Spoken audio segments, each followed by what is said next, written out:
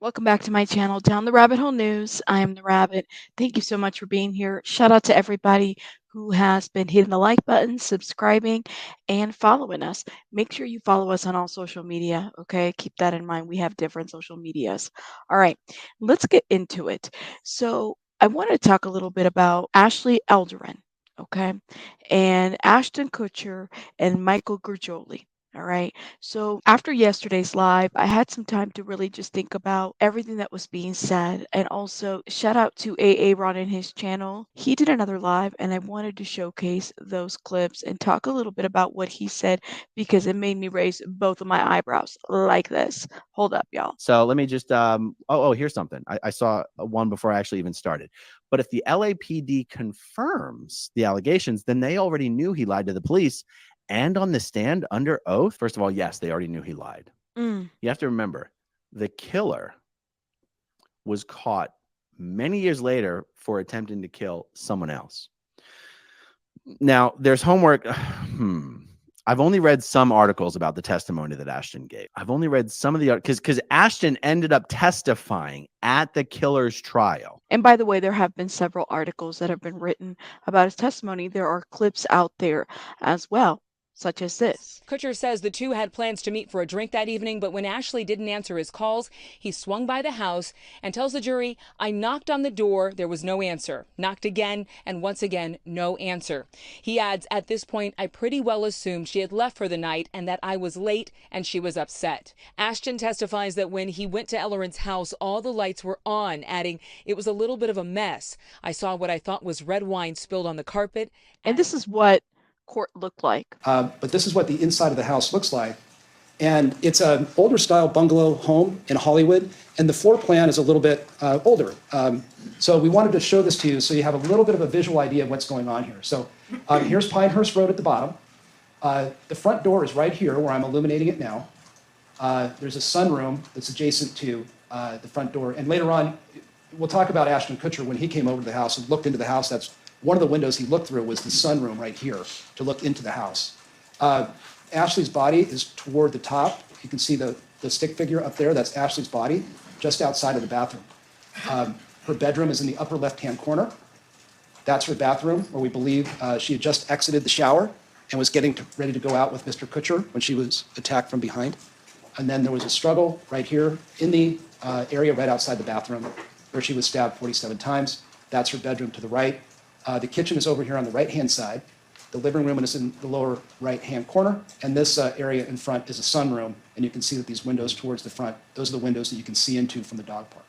These spots you're seeing here, those are indicators of the blood trail that was left leaving the house. That's the basic layout of Ms. Ellerin's residence. And you can see there's a red circle now around where her body was found.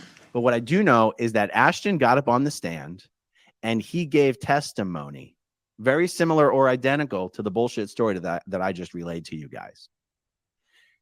And the truth is, the detectives who are working the case knew that that testimony was false. But the LAPD detectives did know that Ashton was lying at the time. And if they were watching his testimony, they knew he was lying on the stand. That's just the way that it is. You know what I find very interesting is, and how we know the story goes, is something like this. So Ashton Kutcher had no alibi when this happened. After her body was discovered, he told police he arrived late. He said he did not call to say he was late and could not verify it. Police took him for his word at that time. Ashton initially told police and later the media that he rang the doorbell, and when she didn't come to the door, rather than call her on the phone, he walked around to the rear of her bungalow, looked in the window, and saw what he described as red wine stains on the floor. It was steps from where her body was found by the stairs the next day. So from the window, he was able to see red wine stains. That's what he told police. That's what he said. I don't know what the property looks like. I would be curious to see what it looks like to even determine if, like, could you see the carpet at then? And it's been very, very many years ago, right? So we don't know what that property looks like now. I don't know.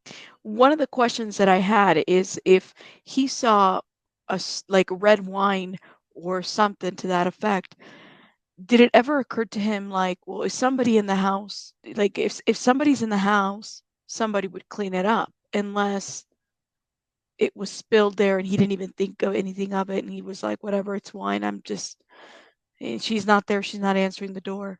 Now there was a person that emailed me who wanted to point this out.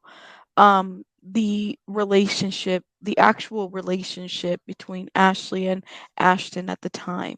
Okay.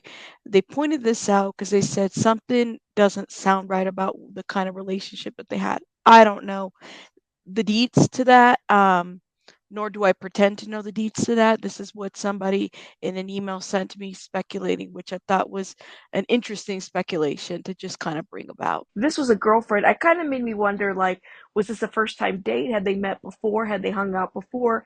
Did they know each other?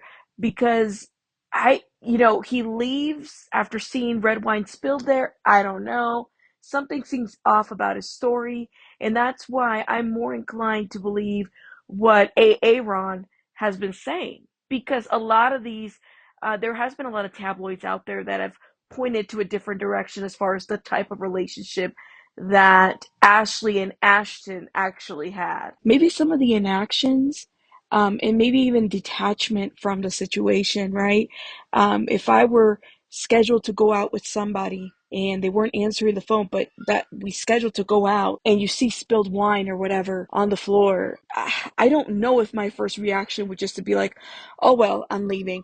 That's just my thought, though. It leaves room for speculation and for people to actually look at some of the tabloids a little bit different as it pertains to Ashton Kutcher and this relationship with Ashley. One of Ashley's childhood friends also wrote a book about this situation as well. So it's tabloids and people that have been close to her that have mentioned some things as well. And so therefore, if any of these blogs are true, if anything that is being said is true, then this picture right here, I don't buy girls, doesn't really age very well now, does it? But if LAPD confirms that they already know he lied, okay, and he took the stand under oath and then lied. It's all this lying. It's the lying and lying and lying, Linda, that gets to me. Will Gunn, the second victim's family is going to sue the shit out of Ashton. There might even be grounds for that. The family of the girl who got killed by the person who got away because Ashton lied about being present at the original crime scene. That might be something that I should chat with my lawyer friend, Zach. Can you imagine if they have enough information to say that Ashton actually lied? You lied, right? Your lies allowed somebody to not get caught for quite some time. That would be a lawsuit right there. And I was thinking about this. I said, if that was my family, my blood, listen, I would have sued. I would have sued. I would have sued everything. I would have sued you for what you had based on that. It's just crazy. About. Wow. That could be incredible. ChrissieBrixler has been getting a lot of harassment ever since, the news has broken out about what's been going on and all this other stuff. I wanted to show you guys a short that I did that I think was important to also showcase. Let me show you guys that short right now. ChrissieBrixler made two very interesting posts. Y'all want to ask Ashton Kutcher if he remembers that orchestrated meeting between himself, January Jones, Laura, and me that took place in my Danny Masterson's living room in 1998. I know the secrets your role model keeps. Hashtag hidden cameras. He raped her. They're boyfriend and girlfriend. And they dated, and then they fucked for a year after they broke up. And let me read you guys what it says. Danny's longtime publicist, Jenny Weinman, likened herself as a Ray Donovan of sorts, was the first to threaten me and my family once I found the courage to speak out in the summer of 2016, followed by the Renfield of Hollywood Marty Singer. Jenny was also listed as a witness to Jane Doe 1 when she so courageously went to police in 2004 despite Scientology's threats. Now, let me bring some attention to Kendall Ray. If you guys remember, we went live and we talked a little bit about Kendall Ray and how Some of us learned about Thorn through Kendall Ray. Thorn is the organization that both Demi Moore and Ashton Kutcher started to bring awareness to online perpetrators, human trafficking issues, children in online, that kind of thing. So Kendall Ray posted something yesterday because she would often talk about Thorn. She said, I want to make clear that I have no active partnership or affiliation with Ashton Kutcher's Thorn and never did. I raised funds for them and made personal donations to them years back. There was never anything formal in place beyond that. I'm sad and disgusted by this entire situation and with Ashton, and I will be speaking about it more on pot the Shish podcast this week. It's another podcast that she has had.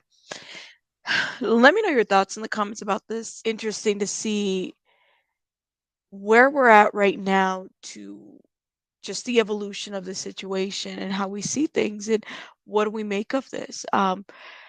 How do you guys feel about Ashton Kutcher now, given all of this that's come about? Let me know your thoughts in the comments about this whole situation. I'll see you guys on the next one. Rabbits out.